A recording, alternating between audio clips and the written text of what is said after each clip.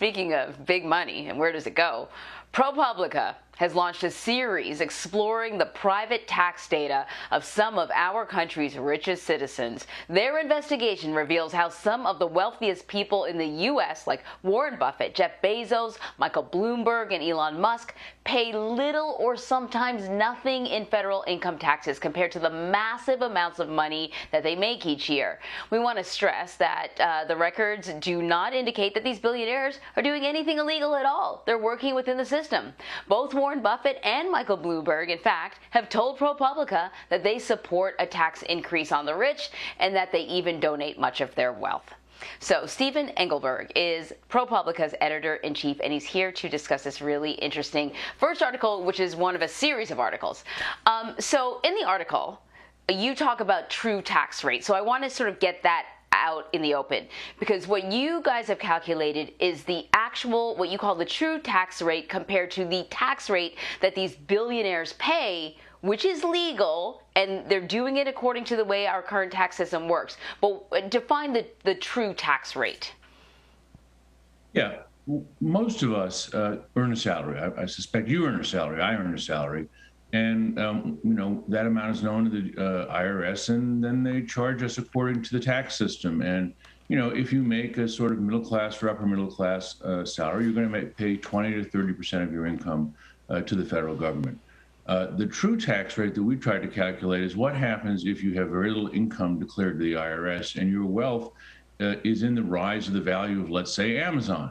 The stock goes up $10 billion. You're now worth $10 billion more. How much of that wealth gain do you pay? And we use the Forbes top 25 estimates of the wealth of these guys and compare it to what they actually paid on their income taxes. And then you get a true tax rate, which averages around 3.4% for the top 25.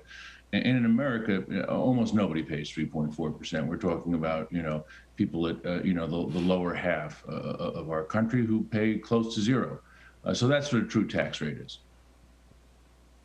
So, and you said it right there. You talked about income versus wealth. And that's part of the issue with the way our taxes are calculated is income is taxed. Wealth is not necessarily taxed. So give us some of the highlights. What did you reveal about some of the wealthiest Americans in this country? Well, again, I think you've hit the most important thing. I'll add a few more. The most important thing is that it's possible to pay almost no taxes. And the reason is that these guys avoid anything that would show income. For example, some of them pay themselves $1 a year in salary. Why? Well, one thing you could say is because they're generous, but another thing you could say is if they paid themselves $1 million a year, they'd have to spend about $300,000 of that paying the taxes.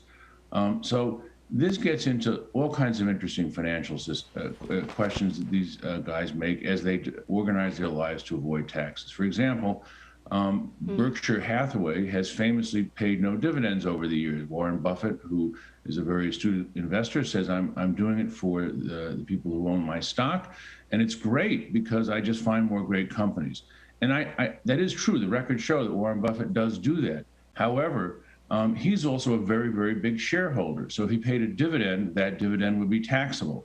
So he has a direct personal interest in not paying dividends every year. Now, he says he didn't make that decision unilaterally. I'm sure that's true.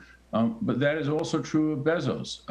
That is true of any public company. If you want to organize your life as the owner to minimize your taxes, don't pay a dividend. The paying of zero to me was shocking. When we say little or nothing, there are multiple years where Jeff Bezos paid no taxes while his wealth went up by billions of dollars. That doesn't feel like a fair system. And I think that is a central finding here.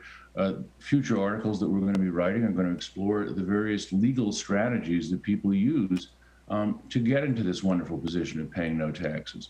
And I would point out, we are at ProPublica a philanthropy. We're very happy to get contributions, and the tax system favors contributions. But there is a complexity to this. When you and I pay our taxes, the government does what the democracy wants. If you give your money to a philanthropy, and some of these guys give hundreds of millions of dollars, the philanthropy does what you want. And so it does give you a level of control that very, very few people enjoy over what they do with their money. So, but they're living off of something, so they're not getting an income from their businesses directly the way I get an income. But I think if I own a house and I sell it, what's left over is taxable income. I have to list it on my tax return as income. How are they? I see Bezos jet setting all over the place. Obviously, he's paying for that in some way. How are they actually sort of getting money to live?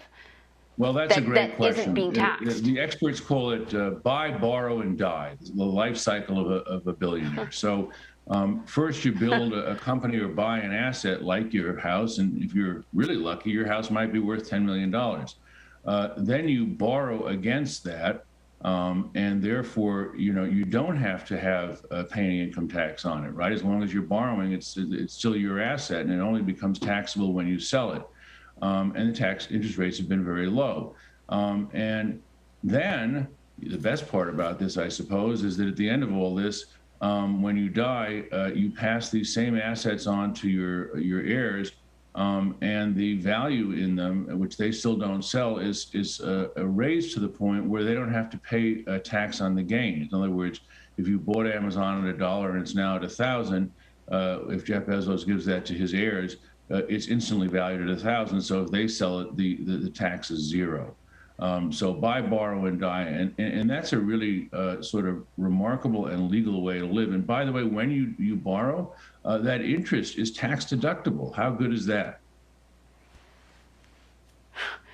That's great. Sounds like an income shell game, where it's just kind of moving around. So listen, I got to hit you with some of the criticism, though, of this. Sure. News flash, the very, very wealthy avoid paying taxes the way we do. That's not new. We know that already.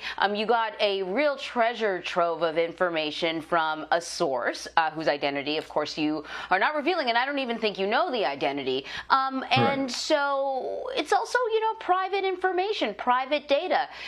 Is it sort of how do you respond to people that say, you're really kind of tap dancing on ethical lines here? Why do you feel that you need to do this? I think on the one hand, what you said, and there is a good amount of cynicism in the universe, is, well, they don't pay their fair share. I think nobody had any idea that they paid this little. And I think that some of these stratagems that we've begun to talk about, and we will talk about further, are not at all well known.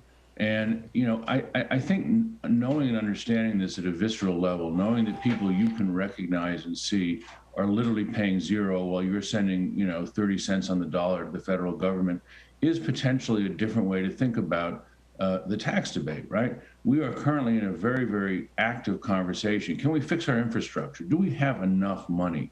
Should we change the tax code? How should we change the tax code?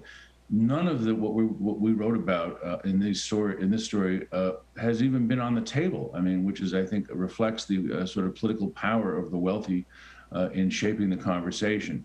So it is our hope that by revealing a very small number of private details, we have far more tax information, far more tax information in this trove that's been provided to us than we have revealed here. This is a handful of the data.